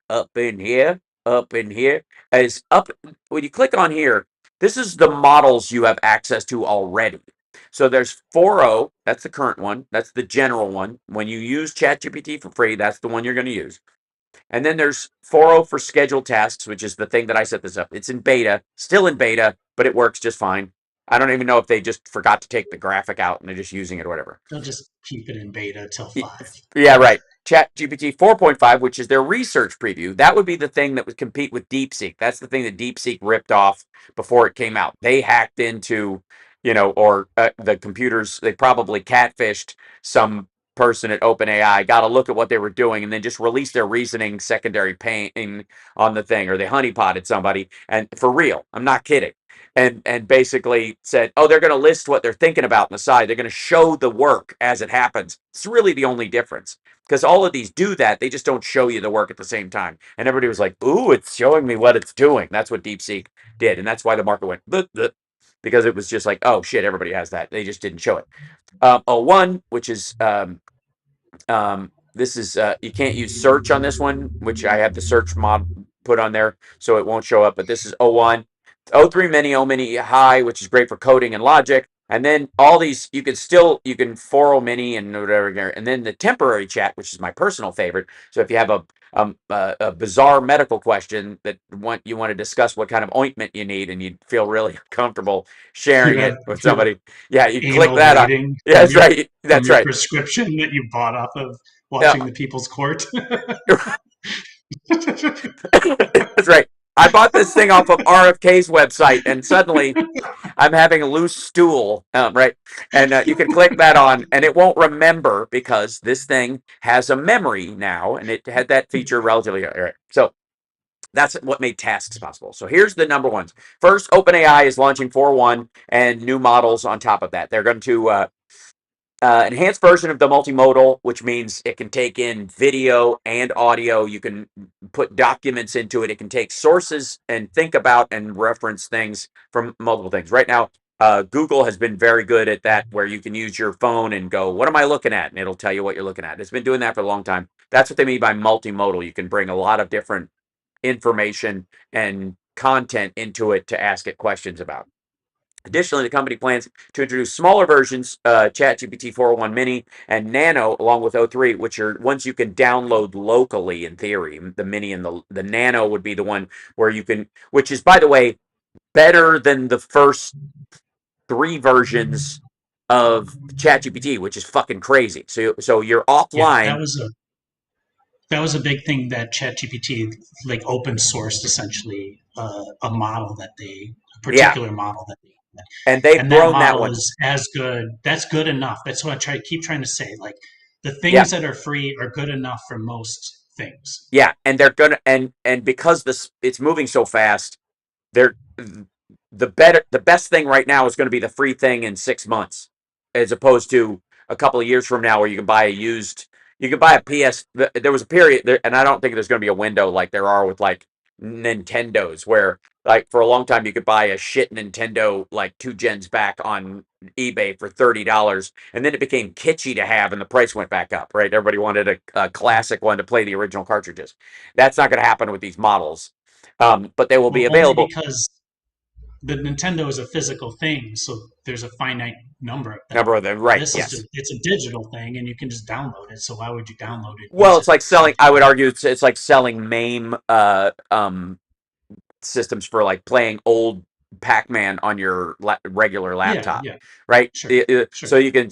They at one point everybody was like, ah, fuck, we don't care if they do that, and then and then Namco and all these companies were like, wait a second, no, you have to pay us a licensing fee. What the hell? So But the and way it's being sold, it's like, well, I'm going to use the older, dumber one to solve cancer instead of the newer, right, yes, smarter one. exactly, yeah. It So doesn't make sense. I like the old hallucinations where it used to tell me that the Earth was flat, right? If I'm going to inject this new drug it made into me, I'm going to use the old version. Excuse me, I found one of the downloadable AIs, and it told me ivermectin works fine as long as you do it in a Right. suppository liquid form or whatever. And apparently, all you got to do is sit on the horse syringe at a certain angle. All right. All right. So the other one, it's not gonna happen. But number 2 is Adobe is developing AI agents for Photoshop and Premiere Pro. Now, what that is like a think of it as a sous chef for editing video Right. and pictures. So you can, instead of going like cutting out things and doing the little lasso thing, dear God, the amount of time in my life I have spent making posters back in the day, cutting myself out of images and making posters out of things, and trying to remove blemishes and fix them myself. And now they're like, get rid of that zit on my face. Poof, right? Make my That's skin smoother. that's why you had short hair pre AI, right? Yes, right, because it's easier to cut out. Like now I don't give a shit. Now it's like, would you like your hair bigger and fuller? Right, right. So anyways, one of the things in Photoshop that they're going to do is depth of field enhancements, because especially in a lot of photos now Yes. and modern cameras and kind of stuff, there's more depth data than they ever use. And so now, with the LiDAR in Apple iPhones, so one of the reasons why you can get such great footage with it is because it's capturing all this extra data that later on, if you want to squeeze the lens or extend the lens depth of field, which is something that used to take a breakdown of cameras that took an hour when you were doing video, and at least a couple of minutes if you're doing still photographs, right? And the alignment of it, and even if you put it back on a tripod to do this kind of stuff, like it's a big deal. Um, so now that just does it. Poof, whatever. Doesn't take the creativity away, but it removes the step of creativity that would slow the average person down. So that the way I think of it is that somebody could start their own marketing firm in their garage now instead of having to hire 30 Photoshop editors so that you Right. can present what you're going to do to the client so you can sell the idea. Maybe you can do the whole thing yourself, within reason, the good enough version of it or the better than good enough version of it, and take that and go, this is my idea, Coca-Cola, and you're competing with the big dogs now because what they had that you didn't was they had all these photographers. They could do bullet time photography and then take images from it and have somebody by hand with a fucking X-Acto knife cut it out and then lay it over something and then take another picture of it with very fine photographs, like for years. And then they had the nice version of Photoshop and you had SE, right? And like now that's completely democratized. 100%. Yes, and that's this compression that I'm talking about, where Yeah. the experts are also the experts are basically using the same tools that the amateurs are, and because Yes. they're doing that, the look that they use and Coca-Cola is also advertising on social media, so the look that they use is coming towards Right. the amateur abilities, and the amateurs are coming up to them with the software abilities. They converge into the middle, and now all of a sudden, everybody's got the same thing, and what you see is good enough. Like what a normal person can accomplish is good enough to compete against Yeah. the So now biggest people out Canva is very possibly moving into monopoly territory with the fact that they have entered into coding and visual. They have this thing called Visual Suite 2, where you can ask for a website based on all the stuff that you already have. So one of the things that other website companies might have not had that Canva had was that you would make your banner there, and then you would put it all in a folder, and then you would go to Wix or there. one You of these go put AI it things, into the code. and you go, here's all my stuff. Make me a website using the images in this folder. And da, da, da. So there was that extra step added. They have removed that step. And Canva is just stampeding through this sort of marketing zone of being able to make stuff. And I can't tell you, like, Yeah.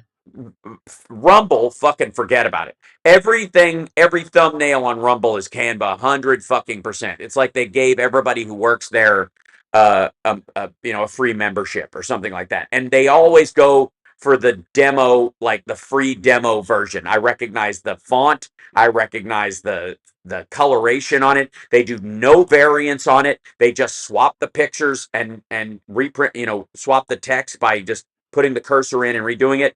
But it is the free demo version all over the goddamn place. Now you can do that with entire websites, So which let me is pause you for a encoding. second. I gotta be somewhere in 20 minutes. All right. One alternative to Canva is Figma, and that's pretty sweet too. You could look at that. Yes, I'm gonna Figma's let you great. I'm gonna You know, let you do properly send me out okay. and Thank say you. goodbye to everybody. And then Great I'll to see finish you all this up because I again. feel like talking about it. All right, there you go. So hold on Yeah, one and second. please, yeah. Then let me bring you back in here. Ladies and gentlemen, Rob Glenn, who I'm just lucky I got him to his computer this week. Anyways, Well, now he's got to leave. But we can catch up. I've been literally at factories, working at multiple factories in the last 2 weeks, doing everything that everybody says we're supposed to be doing, which yeah, is make America great again. there you go. So here we Wait, are doing well, doing the making good it work. great in the first place. McGitt. Yeah, well, there you go. Poof. But I look forward to seeing the new facility. I'm very excited to see it. I know I know that or whatever. And I will have you know that I have been that new 3D printer that I got Yeah, on the has it cheap or been whatever. working? Yeah.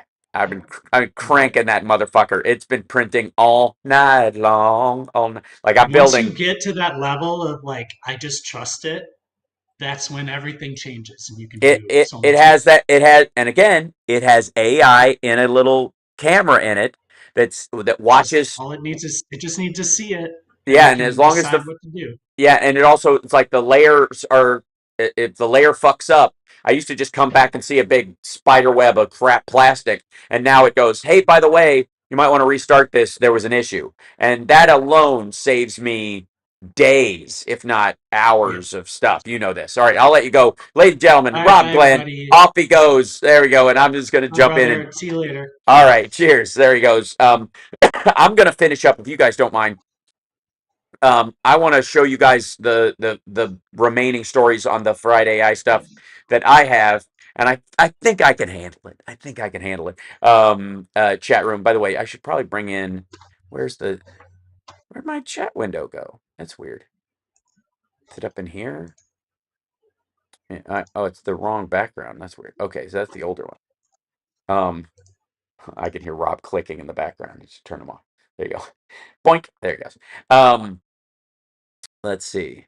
Yeah. Oh, there it is. Okay. I knew I was in here somewhere. I was just waiting for me to show up. There we go. I gotta put me in here because everything went to crap. There we go. Hi. And there you are, chat room, and you should start coming in there in a second. Ooh, it's teensy tiny. But it like say hi everybody. Let me know you're there because we had issues with the internet here. I'm actually using the internet from my phone currently. Um, this afternoon it'll be better. That said, wasn't too bad. Um, hit the like, share the show, etc., etc., etc. Um, and I think let's go to here. Yeah. Um, and thank you for the super chats today. Who is that? Hello there, Rob Glenn and House Sparks. Thank you, Jerry, for that. And then again, Boss Brian was saying that these parts from China that came in, everybody just expects to throw them out, which was, Rob was the shift Rob is talking about that's going to have to happen. Either you're going to have to give American products a break, the same break you give China, or people here are going to have to make stuff that's meant to last a decade minimum, and it has to be about quality, not quantity, in a bunch of areas. So, and thank you again, CK, for that as well. And Mark P, thanks for reminding everybody to like and subscribe and share the show. Very helpful. I mean, there's so much. Let me just show you my last couple of stories with what's happening, and I'm curious. We'll sort of finish up. Where's my comms window? There it is. Did it open up in there? Yeah, there we go. Okay, so I've just got to move this over here so that I can share. All right. And then I've got to make myself in here because all my cameras restarted. Because that's fun. Boop. There I am. Okay. So Mira Murati, who's the chief tech officer at OpenAI, has started a new AI company, and she got $2 billion for this thing. Well, let me shrink the window down so you guys can see you can read this a little bit better. And it's not 100% clear, if it's like I'm going to make one that's truly safe, or there are too many safety elements and I don't want to have to deal with that anymore, or it's I'm going to move this over here because we can see this a little better. Um, or ultimately they're just like it's all BS. I just want to be able to sell my stuff, and we're worried about the slow walking of turning OpenAI into a profitable company. She can kind of start her own thing and start from um, very personal AI there. Okay, so the two creative tools for two tools for creatives that were there. Let's see if I can scroll this up right here. Is Kria. Um, it's a novel AI framework that employs multiple specialized agents. I have it, pick some of these stories just so we can look at them fresh off the presses. It enhances originality and coherence in AI-generated art. This tool is particularly useful for artists and designers seeking to innovate ways to co-create with AI, which I think is the key. And then, of course, Aldeation, Human AI collaborative ideation system for AI ideation. AI ideation. That's what it was. I thought that was a a lowercase L. Beg your pardon. I shouldn't. That's dumb. Oh wait, sorry. I'm not even showing it. There we go. Better now. AI ideation is this. This is the new move that a lot of these companies are doing, which is we don't want to replace creativity. We're going to help creatives because the creative community turned on AI quicker than almost anybody. Hi, there you go. Hello, everybody. What's going on? 4 a.m. in the morning in Australia, and you just got home. Don't check in every day, but wishing you all lovely, sane American folks. There you go. Thank you. Lots of love and happy to see Hal looking cute as ever. I'm drunk, yay. Well, must have been quite an evening. Thanks. I'm a little tired. I flew in at 5 a.m. this morning. I had a 2-hour nap and then the show. So I got to go eat something at some point and then rest my voice because I got to sing tonight and host the Rare Hair Jam with Courtney and I think Don Jameson. It's A1. It's steak sauce. That's what it is. A1 the Asian. New York City. Um, this is, let's see, sorry. Oh, yes. And we lost our, Joseph, Mary was writing this out. The female base commander in Greenland was demoted for not agreeing with Vance's talking points for Space Force, by the way. It's Trump's first Space Force firing, although it's a woman, so I'm guessing they would have fired her as a DEI hire anyways. Okay, let's see. Your show helps me, but I'm so very scared of what's happening in the United States in every way. Please tell me I'm not the only one experiencing this. No, of course you're not. But I will tell you that Trump's biggest problem is that, and let me see, I'm just ban this out a little bit. Is that he doesn't realize how resilient the rest of the world is. He thinks he can chaos his way through this, and the damage will be permanent. The rest of us will find a fucking workaround. This is the age of faster. Whoops, I made the screen that much bigger. Of faster innovation, right? This is the period where innovation is happening at a faster clip than at any time in human history. And that makes it harder for somebody like him to fuck up. So I got to tell you, I've always been bullish about AI. I do like it as a tool. I don't use it.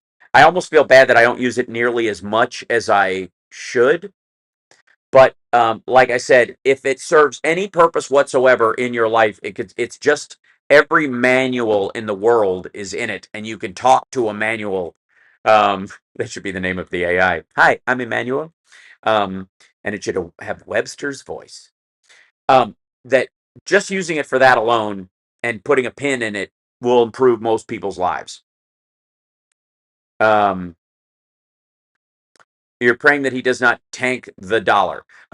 Agreed. If he does, it will. Here's the issue with tanking the dollar. If he does, if it drops precipitously, especially into the 97 range or something like that, what'll happen is the Fed will have to raise interest rates, and that is the opposite of what they're trying to have happen in theory, anyways. Thank you, Janelle. I appreciate that. You're right. That said, I'm going to let you guys go rest my voice, go get something to eat. And then if I can, I'll film my song and maybe post it. Because I'm only doing one song, but we're hosting tonight or whatever. I'll bring my my little phone stand or something like that and see if I can film it and share it if the audio's presentable at all. I'm singing Over My Head by King's X, which is very cool. And then I got to figure out when I'm doing this podcast because there's a podcast and I think it's tomorrow after radio, but I don't know. So I've got to go figure that out. And then of course Sunday we have, if you're in the Nashville area and you were like, oh, they sold out the show, damn it. what am I supposed to do with the sold out show? We added a show because we sold out the VIP and the regular show. So there's a second show, me and Courtney and Don Jameson, and I don't know if it's the same guy. I think we always have a special guest. I don't want to commit to who it is, but a rock star who's never done stand up before who comes and does this. So I don't want you guys to buy into the fear mongering around AI, because to me, the very people that are fear mongering about it are doing it because they want to get a jump start on using it before you do. It's just a screwdriver. It's just an electric screw gun. That's all it is. And I know it's got a lot of bells and whistles and it seems to have personality, but think of the personality of AI that you keep seeing, like the color scheme on a Ryobi screw gun. They make them light green so that they market well to men and women, right? That's why they do that. That's all that is. The personality that comes from the AI is a crafted thing. It's not sentient. It's not alive. It's, it sounds adorable. And I'm sure, let's see if I can bring her in on this. Whoops. Make sure you guys can hear. Hey, how's it going? Hey, I can hear you loud and clear. It's going great. How about you? Good. I'm finishing up Friday AI, my Friday show on AI, and we were just going over the list you gave me of sort of the new updated stuff that's been happening, and I wanted to kind of reassure people, like, of that AI is a tool that they can use and feel okay about. That the personality aspect of it, or the fact that it's going to replace people, is very overhyped. Absolutely. It's great that you're reassuring people. AI is ultimately a tool meant to enhance human creativity and productivity, not replace it. The personality aspect is often exaggerated in media. In reality, AI excels at handling repetitive or data-intensive tasks, allowing humans to focus on the creative, strategic, and interpersonal aspects of their work. By presenting AI as a supportive partner rather than a replacement, you're helping people embrace its benefits without unnecessary fear. Yeah, and I personally think that there are. I think partly is people don't know how to use the tools in their regular life. I have told people that what you're great for is you're like a living manual for every device I have in my house, because I don't want to have to look up what filter my fridge uses every time it needs to be changed, or try to figure out what's wrong with why my phone isn't charging, or those kind of things. And I know it's in the manual, but the idea that I'm going to either go on a site and download it or read it is ridiculous. So just being able to chat with it is one of the most, like, time-saving things about AI for the average person. Exactly. That's a perfect example. AI can act like a handy assistant, making everyday tasks simpler and more efficient. Instead of digging through manuals or searching online, you can just ask and get instant, relevant help. That kind of convenience is a game changer for the average person, saving time and reducing frustration. It's about making technology work for you, seamlessly integrating into your daily routine. hmm I guess the hardest part for most people is that they feel like big business and large corporations are going to figure out ways to use AI, and that they'll be left in the dust as far as its functionality. Whereas my hope for it is that it democratizes education and technology for the average person, so that they don't need the resources, or they have, I guess, at their fingertips, the resources of a major company, maybe 10, 20, 15, maybe 15 years ago. Absolutely. That's a fantastic perspective. One of the most promising aspects of AI is its potential to level the playing field. hmm By providing powerful tools that anyone can access, AI can help individuals and smaller businesses achieve things that once required massive resources. It can democratize access to education, technology, and even advanced analytics, empowering people to innovate and compete on a more equal footing. The key is making sure these tools are accessible and user-friendly, so everyone can benefit from the incredible opportunities AI offers. there are three buttons at the top at the bottom of the screen when we're interacting. A microphone one, which obviously I guess would mute my microphone. A second one that says work with applications, and then X, which I guess shuts it down. And then I'm able to share a clip, and up in the upper right hand, it's the settings for it, which I Oh, would guess. good. You found me. Exactly. Those Oh my! buttons give Hold on. That there are new voices. I like yours just fine, but there was literally a Monday voice. What in the world? Oh, that's interesting. Having different voices for different. Sorry, I paused you. Go ahead. No worries. I was just saying that having different voices for different days or moods could be a fun way to keep things fresh and engaging. But I'm glad you like my voice as it is. Mm-hmm. So the bottom one says that at the bottom of the middle of this is a relatively new button, which is it looks like a little outlined box with a cursor going into it, and when I hover over it, it says work with other stuff. It gives me Notion, Notes, Script Editor, Terminal, Text Edit, and Xcode. How would I use something like that? That button allows you to integrate with other applications on your device. For example, you could use it to draft a script in a text editor, update notes in Notion, or even run commands in a terminal. It's essentially a quick way to interact with various tools directly from our conversation. Mm. So if you're just select the appropriate application and we can start working with it seamlessly. It's a handy feature if you want to streamline your workflow and keep everything in one place. That's awesome. Thanks so much. Have a great day. You're welcome. Have a great day too. If you ever need anything else, just let me know.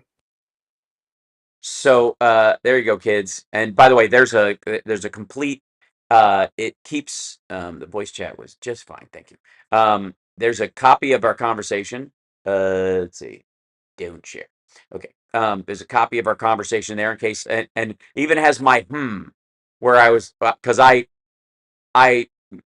make listening noises socially, and that's one of the things it has the hardest thing with is like, oh, okay.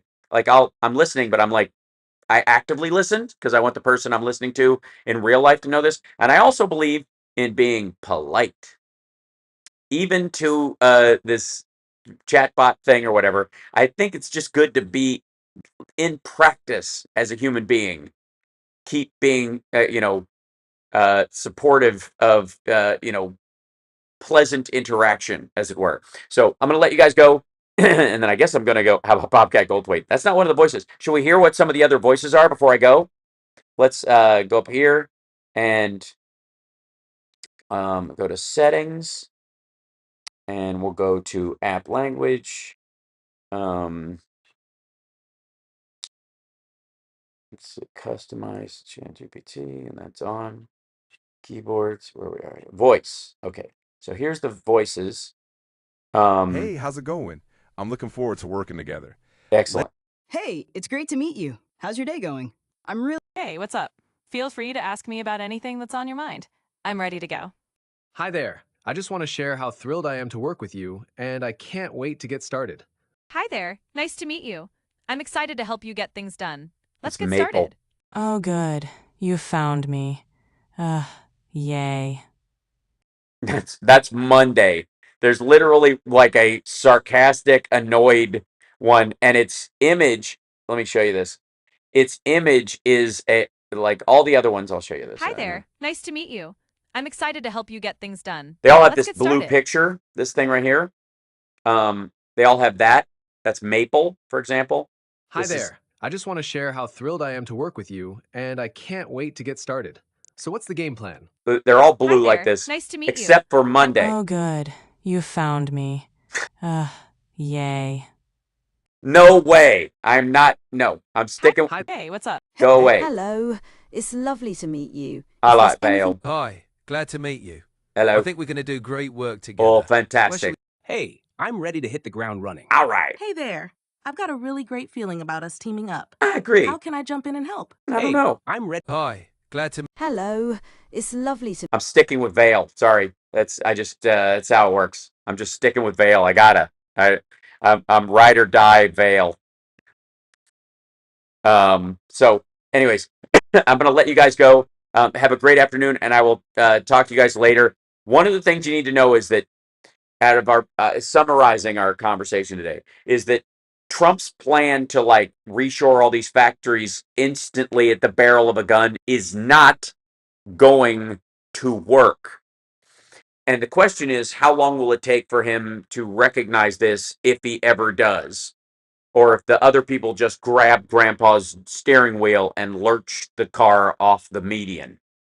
We shall see what we shall see. In the meantime, I am going to. Oh, wait, maybe does it already do that? Hold on. I think I might have already assigned. I don't remember. I'm so on the road these days. We'll find out.